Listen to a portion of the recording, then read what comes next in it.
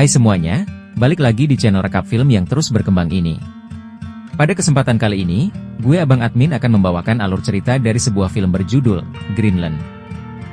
Greenland sendiri merupakan sebuah film bergenre aksi dengan tema bencana alam, yang disutradarai oleh Rick Romanwaug, dan merupakan film rilisan tahun 2020 lalu. Menceritakan tentang John, seorang arsitek yang berusaha mengamankan keluarga kecilnya dari bencana kepunahan massal, usai sebuah asteroid raksasa menabrak bumi. Bagaimana keseruannya? Gak usah lama-lama, kita langsung mulai aja alur ceritanya. Film dibuka dengan memperlihatkan seorang arsitek bernama John, yang merupakan karakter utama di film ini. Setelah menyelesaikan semua pekerjaannya, John diizinkan untuk pulang lebih cepat agar ia bisa segera bertemu dengan keluarganya. Di perjalanan pulang, lewat siaran radio, John mendengar berita bahwa ada sebuah komet, bernama Komet Clark yang sedang mendekati bumi.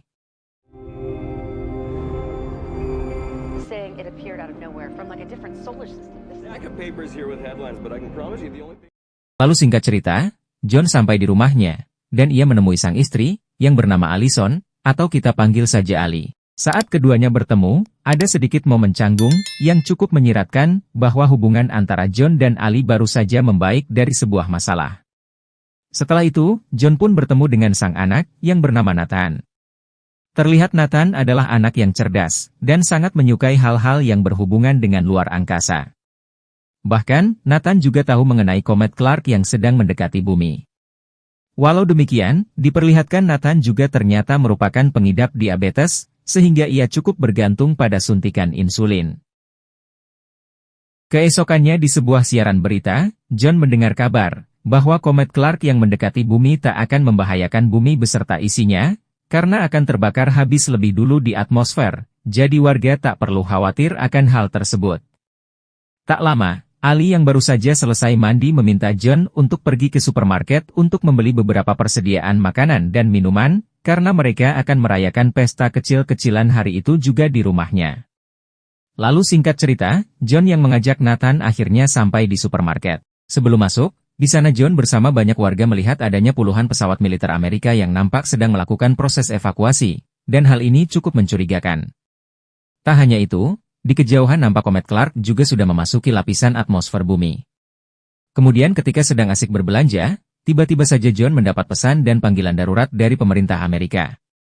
Pesan darurat itu masuk ke ponsel John, dan memberitahu kalau John bersama Ali sang istri, dan Nathan anaknya, terpilih untuk pergi direlokasi ke tempat yang aman. Meski tak langsung memahami situasinya, John yang punya firasat buruk akan hal ini, langsung sesegera mungkin menyelesaikan tugas belanjanya.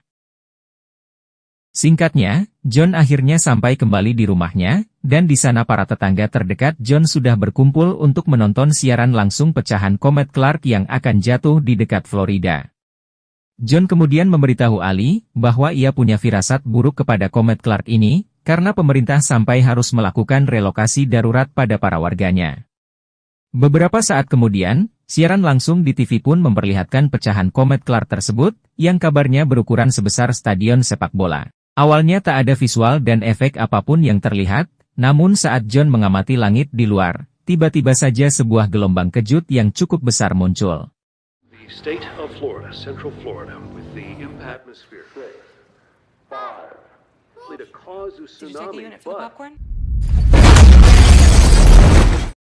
Sesudah itu, siaran berita mengabarkan bahwa pecahan komet tadi di luar dugaan memberikan dampak kerusakan yang luar biasa di kota Florida, bahkan gelombang kejutnya menyebar hingga ratusan kilometer jauhnya. Berita buruk lain, ternyata masih ada ratusan pecahan Komet Clark lainnya yang sudah masuk atmosfer bumi, dan akan jatuh di beberapa wilayah Amerika. Lalu tak lama, ponsel John kembali mendapat pesan darurat dari pemerintah Amerika. John dan keluarganya diminta datang ke pangkalan udara militer Robins, yang ada di Georgia sebelum jam 10 malam, untuk proses relokasi. Namun anehnya hanya John yang menerima pesan itu, sedangkan para tetangganya tidak. Singkatnya, setelah berkemas, John dan keluarganya langsung berangkat. Tapi sebelum itu, Ed, salah satu tetangga John memberitahu, kalau ternyata sudah seminggu yang lalu pemerintah memulai relokasi ini, yang artinya mereka tahu kalau Komet Clark sebenarnya sangat berbahaya bagi kehidupan di bumi, tapi mereka memilih diam dan hanya menyelamatkan warga negara tertentu, seperti orang-orang kaya, serta para pekerja penting seperti dokter, arsitek, hingga guru. Inilah yang membuat John terpilih, karena ia adalah arsitek, sedangkan para tetangganya tidak. Momen emosional juga kemudian terjadi, saat salah satu tetangga John meminta agar John mau membawa anaknya yang juga merupakan teman dekat Nathan, untuk ikut bersamanya ke tempat relokasi. Tapi dengan berat hati, karena John hanya diperbolehkan membawa keluarganya, ia tak bisa menuruti permintaan tetangganya itu. Dalam perjalanannya menuju pangkalan udara militer, John dan keluarganya melihat kerusuhan mulai terjadi, karena warga sudah mengetahui kabar mengenai komet Clark ini. Di sisi lain, John sendiri tidak tahu di mana tempat relokasi yang dimaksud pemerintah Amerika. Sementara di siaran radio, terdengar kabar bahwa ada pecahan komet Clark terbesar yang akan menghantam sekitar 48 jam lagi, dan dampaknya sangat serius, yaitu kepunahan massal di planet Bumi, seperti yang pernah terjadi saat zaman dinosaurus. Sesampainya di pangkalan militer Georgia, kondisi begitu ramai, karena banyak warga yang sebenarnya tak terpilih, berusaha menerobos masuk. Beberapa saat kemudian, John dan keluarganya akhirnya bisa masuk ke pangkalan udara usai pihak militer mengizinkannya. Saat masuk, John beserta Ali dan Nathan diberikan gelang berisi chip sebagai penanda bahwa mereka adalah warga terpilih. Namun masalah muncul saat Ali tak bisa menemukan obat diabetes Nathan di tasnya, yang ternyata obat itu tertinggal di mobil, dan alhasil mau tak mau John harus kembali untuk mengambil obat itu. Untungnya, hal ini diizinkan oleh pihak militer karena John sudah memakai gelang. Di waktu bersamaan, Ali sedang berusaha meminta tolong salah satu awak militer untuk membantu John mencari obat diabetes Nathan. Tapi, saat Ali mengatakan soal obat, Ali malah diminta beberapa para awak militer untuk ikut mereka ke pusat pendataan. Ali yang kebingungan, mau tak mau terpaksa harus menuruti para awak militer. Setelah itu, Ali ternyata dibawa bertemu Komandan Brian di bagian pendataan. Di sini sang komandan memberitahu, kalau pengidap penyakit kronis tak bisa diizinkan naik pesawat meski ia adalah warga terpilih. Ali di sini sempat berusaha memohon, kemudian Komandan Brian juga berusaha membantu dengan izin pada atasannya, tapi sayang sekali aturan tersebut tak bisa diubah, sehingga Nathan yang mengidap diabetes tak bisa naik pesawat ke tempat relokasi. Di waktu bersamaan, John yang sudah mendapatkan obat diabetes Nathan ternyata sudah kembali ke pangkalan militer, bahkan ia juga sudah masuk ke dalam salah satu pesawat karena ia mengira Ali dan Nathan sudah lebih dulu naik. Akan tetapi, saat pesawat baru saja akan lepas landas, John tak melihat Ali dan Nathan di dalam sana, sementara usahanya menghubungi lewat telepon pun tak berhasil. Sehingga, John pun izin untuk turun kembali dari pesawat, meski risikonya John akan ditinggal oleh pesawat itu. Di waktu bersamaan, warga yang sejak tadi berusaha menerobos masuk, akhirnya berhasil menjebol pagar, sehingga kerusuhan tak terhindarkan, yang menyebabkan beberapa pesawat evakuasi meledak.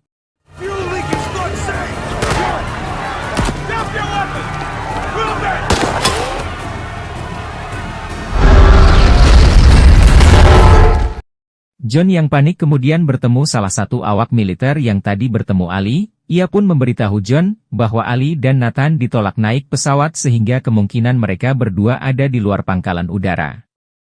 Mendengar itu, sesegera mungkin John berlari mengejar Ali dan Nathan. Di luar, Ali dan Nathan kembali ke mobil mereka, namun mobilnya tak bisa dipakai karena terhalang mobil lain. Melihat diabetes Nathan mulai kambuh, Ali bergegas mencari apotek untuk mendapatkan obat bagi Nathan. Sebelum itu, karena ponsel tak berfungsi, Ali meninggalkan pesan di secarik kertas yang ia letakkan di mobilnya agar bisa dibaca John. Tak lama, John pun kembali ke mobilnya, sayang di sana Ali dan Nathan sudah tak ada. Meski begitu, John menemukan pesan yang tadi ditulis Ali, yang mana lewat pesan itu, Ali memberitahu John kalau ia akan ke rumah ayahnya. Jadi John bisa ke sana apabila ia ingin bertemu kembali dengan Ali dan Nathan. Kembali ke Ali dan Nathan, mereka akhirnya menemukan apotek yang sudah nampak berantakan. Di dalamnya, Ali pun langsung mengambil beberapa obat diabetes untuk Nathan. Tapi tak lama, apotek itu diserang beberapa pemberontak yang tak segan melukai warga biasa. Untungnya, Ali dan Nathan dilepas begitu saja oleh salah satu pemberontak yang melihatnya. Keluar dari apotek, Ali dan Nathan bertemu sepasang pasutri, bernama Ralph dan Judy.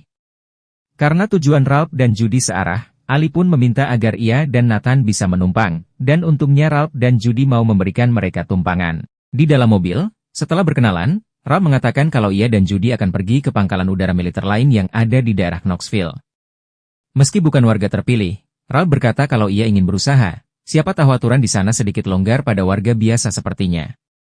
Di momen ini, Ali kemudian menceritakan masalahnya, bahwa meski ia dan keluarganya terpilih, tapi karena Nathan mengidap penyakit, mereka tak diizinkan naik pesawat. Di tempat lain, John masih berusaha mendapatkan tumpangan ke rumah ayah Ali.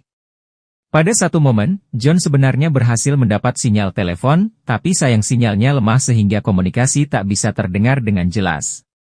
Gagal menghubungi Ali, John bertemu dengan sekumpulan orang yang ingin pergi ke Kanada menggunakan mobil truk. Ia kemudian minta izin menumpang yang langsung diizinkan sang supir. Di dalam truk, John bertemu seorang bernama Colin. Setelah berkenalan dan saling cerita satu sama lain, Colin memberitahu John soal tempat relokasi rahasia yang dituju pemerintah Amerika. Dari info yang didapat, Colin memberitahu kalau tempat relokasi itu ada di sebuah negara bernama Greenland, dan saat ini beberapa warga yang tahu info itu akan pergi ke sebuah tempat bernama Osgood, di perbatasan antara Amerika dan Kanada, di mana lokasi tersebut adalah lapangan udara yang akan dipakai sejumlah pesawat warga sipil untuk bisa terbang ke Greenland. Jadi menurut Colin, John bisa menumpang salah satu pesawat di sana. Kembali ke Ali dan Nathan, di momen ini Ralph yang awalnya kita kira baik, tiba-tiba saja berbicara hal-hal aneh setelah ia tahu kalau Ali dan Nathan memiliki gelang yang bisa dipakai masuk ke tempat relokasi. Lalu, Ralph pun menepikan mobilnya, dan ia memaksa Ali untuk keluar dari mobilnya. Judy selaku istri Ralph sebenarnya enggan melakukan hal setega ini, tapi karena ia diancam Ralph, Judy tak bisa berbuat apa-apa. Pada akhirnya, Ralph pun membawa pergi Nathan dan meninggalkan Ali begitu saja di pinggir jalan dengan tujuan, Ralph bisa menggunakan gelang di tangan Nathan agar ia dan Judy bisa masuk ke pangkalan udara militer di Knoxville.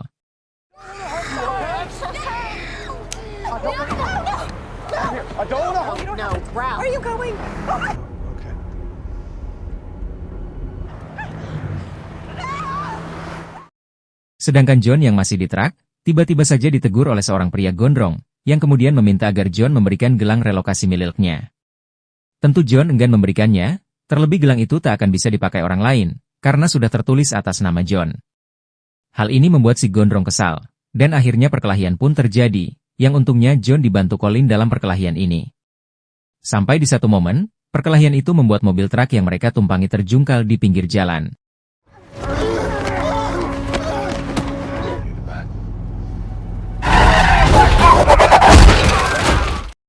Dalam kondisi terluka, John masih berusaha melawan si gondrong, sampai akhirnya John berhasil menghentikan niat jahat si gondrong, dengan memaksanya mencium palu martil.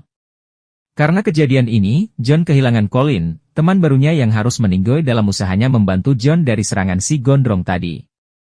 Di waktu bersamaan, Ali yang putus asa di pinggir jalan melihat pecahan komet Clark semakin banyak yang muncul di langit. Untungnya, tak lama kemudian ia mendapat tumpangan dari beberapa warga Meksiko yang kebetulan tujuannya searah dengan Ali. Sementara itu, Ralph dan Judy yang tadi menculik Nathan akhirnya sampai di pangkalan udara militer Knoxville.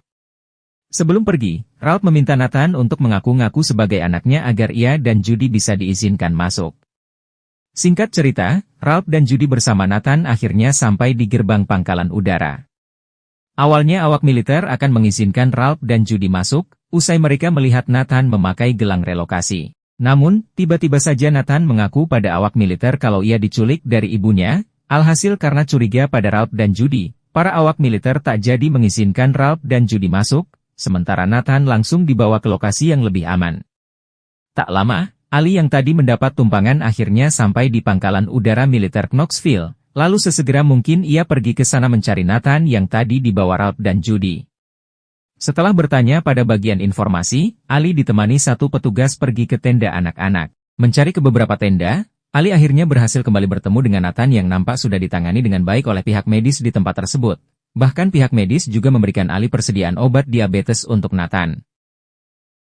Keesokannya, saat hari sudah terang, nampak langit begitu merah, tanda pecahan komet Clark sudah sangat mendekati bumi. John yang menerobos salah satu rumah yang sudah ditinggalkan, berusaha mencari informasi. Pada satu momen, ia melihat di televisi, bahwa komet Clark sudah membuat kondisi di seluruh dunia kacau balau, seolah kiamat akan datang esok hari. Kemudian, sesudah bersiap-siap, John membawa pergi mobil dari rumah itu untuk sesegera mungkin menuju kediaman ayah Ali yang sudah cukup dekat. Beberapa saat kemudian, John akhirnya sampai di rumah ayah Ali yang bernama Dale. Di dalam, Dale bersama rekan-rekannya terlihat sangat santai, meski dunia akan segera berakhir esok hari. Tanpa basa-basi, John langsung meminta bantuan Dale untuk mencari Ali dan Nathan. Enggan anak dan cucunya celaka, Dale pun langsung membantu John sebisanya. Pada satu momen, Ali dan Nathan sampai di sebuah minimarket tak jauh dari rumah ayahnya. Untungnya, di sana telepon umum masih berfungsi, sehingga Ali bisa menggunakannya untuk menghubungi John dan sang ayah. Tak lama, John dan Dale akhirnya bertemu kembali dengan Ali serta Nathan. John sangat lega saat melihat Ali dan Nathan dalam kondisi baik-baik saja. Kembali ke rumah Dale, Ali dan John melihat kabar di TV, bahwa esok hari pada pukul 9 pagi waktu Amerika, pecahan komet Clark yang paling besar akan jatuh ke bumi, dan pecahan ini diyakini akan menghadirkan kepunahan massal bagi seluruh makhluk hidup, seperti di zaman dinosaurus. Walau demikian, dari info yang sama, diberitahu juga kalau kan selamat masih ada, yaitu dengan pergi ke bunker milik Amerika yang ada di Greenland. Bunker ini dipercaya sangat aman karena sudah dibangun sejak lama menggunakan teknologi canggih, dan dilengkapi alat-alat penunjang kehidupan. John pun lantas mengatakan kalau ia tahu tempat penerbangan terakhir menuju Greenland, yang tadi ia dapat infonya dari Colin, yaitu di lapangan udara Osgood di perbatasan Amerika dan Kanada. Karena tak banyak waktu, John langsung meminta Ali, Nathan, dan Dale untuk bersiap pergi dari sekarang. Pada satu momen, John sedang bicara pada Dale, di sini ia meminta Dale untuk berkemas, namun Dale menolak dan mengatakan ia akan tetap di sana. Dari obrolan ini, kita akhirnya tahu kalau John ternyata pernah selingkuh dari Ali, sehingga John bertekad untuk menebus dosa itu dengan membawa Ali, serta orang yang Ali sayang, yaitu Dale dan Nathan untuk selamat dari bencana besar ini. Tak lama, Ali sendiri juga muncul untuk mengajak sang ayah pergi, tetapi sekali lagi, Dale tak bergeming dengan keputusannya. Dale mengatakan kalaupun ia akhirnya harus meninggal karena ledakan komet itu, ia memilih meninggal di rumahnya sendiri, untuk menghormati mendiang istrinya yang juga meninggal di sini. Singkatnya, pecahan komet Clark semakin banyak berjatuhan di bumi. John beserta Ali dan Nathan pun pada akhirnya pergi dari sana, berpamitan dengan Dale yang sudah banyak membantu mereka. Ali bahkan tak kuasa menangis, karena harus meninggalkan ayahnya di tengah bencana ini. Ia pun mengatakan kalau mendiang ibunya pasti bangga, karena Dale begitu setia padanya.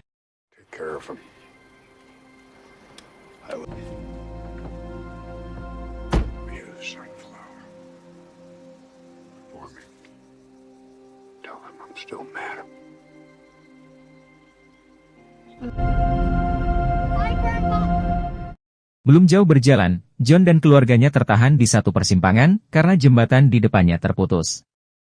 Di waktu bersamaan, saat sedang menunggu proses perbaikan, tiba-tiba saja beberapa pecahan komet jatuh di sana melukai banyak orang. John langsung bergegas membawa keluarganya pergi, dan untuk meminimalisir mereka tertimpa pecahan komet, John pun membawa mobilnya ke area hutan. Bahkan di momen ini, sebelum berlindung dari pecahan komet, John masih sempat menyelamatkan seorang warga yang hampir terpanggang pecahan komet. Sesudah kondisi aman, malamnya John dan keluarganya langsung bergegas menuju lapangan udara Osgood. Di tengah jalan, sebuah siaran radio mengabarkan bahwa pecahan komet Clark terbesar ukurannya hampir setara dengan kota London di Inggris, atau 2 kali lebih besar dari asteroid yang pernah memusnahkan dinosaurus di masa prasejarah. Yang mana, hal ini dipastikan akan menimbulkan gelombang kejut, gempa besar, tsunami setinggi ratusan meter, dan membakar hampir seluruh permukaan bumi, sehingga sekitar 75–80% kehidupan di bumi dipastikan akan punah.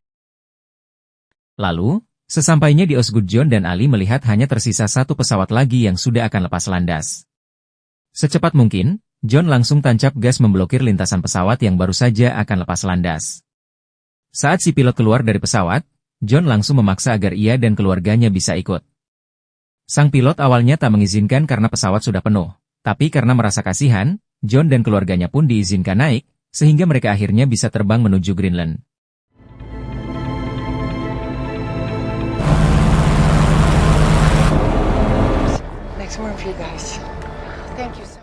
Setelah beberapa jam terbang, pesawat yang dinaiki John dan keluarganya akhirnya sampai di langit Greenland. Namun, tak lama kemudian sebuah pecahan komet Clark berukuran kecil jatuh di sekitar sana, dan membuat pesawat yang mereka tumpangi mengalami error. Untung saja, berkat skill tinggi, sang pilot dan asistennya bisa mendaratkan pesawat itu dengan aman, meskipun ironisnya hal tersebut malah membuat sang pilot dan asistennya sendiri tak selamat. John sebenarnya berusaha membantu mereka, tapi sang pilot mengatakan bahwa John sebaiknya pergi, karena pecahan komet terbesar akan segera jatuh ke bumi. Untungnya lokasi mereka mendarat tak jauh dari bunker yang dituju, sehingga para militer yang melihat John dan kawanannya, langsung menjemput mereka untuk pergi masuk ke dalam bunker. Sampai di bunker, John dan kawanannya datang tepat waktu sekali karena menurut citra satelit, pecahan terbesar komet Clark akan menghantam daratan bumi kurang dari 2 menit lagi.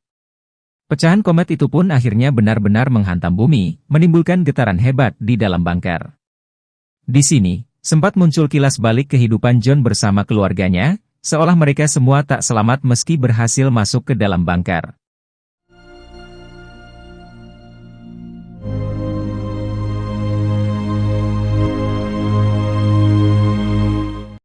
Kemudian, kita diperlihatkan pada kondisi setelah komet Clark menghantam bumi. Terlihat semua negara hancur lebur seolah tak tersisa apapun lagi di sana. Sesudah itu, diceritakan 9 bulan berlalu pasca bencana tersebut, John dan keluarganya nampak kembali diizinkan keluar dari bunker. Ternyata diketahui, John beserta keluarganya dan semua orang di dalam bunker itu berhasil selamat dari bencana kepunahan yang diakibatkan komet Clark. Di ujung film, pihak Amerika di Greenland mendapat sambungan radio dari beberapa negara seperti Inggris, Pakistan, Nepal, Finlandia, hingga Argentina yang ternyata juga bisa bertahan dari bencana kepunahan ini, dan disinilah film pun selesai.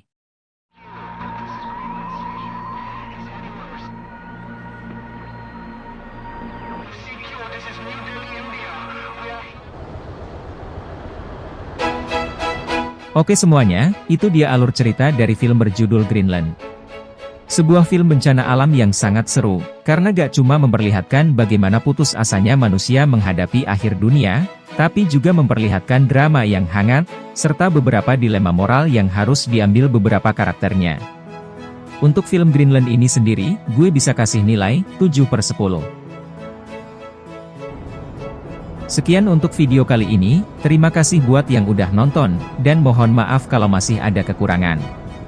Kalian bisa kasih gue kritik, saran, masukan, atau request film di kolom komentar. Jangan lupa like dan share video ini, juga subscribe channel ini supaya kalian gak ketinggalan video baru. Segitu aja dari gue, sampai jumpa di video selanjutnya, wassalamualaikum.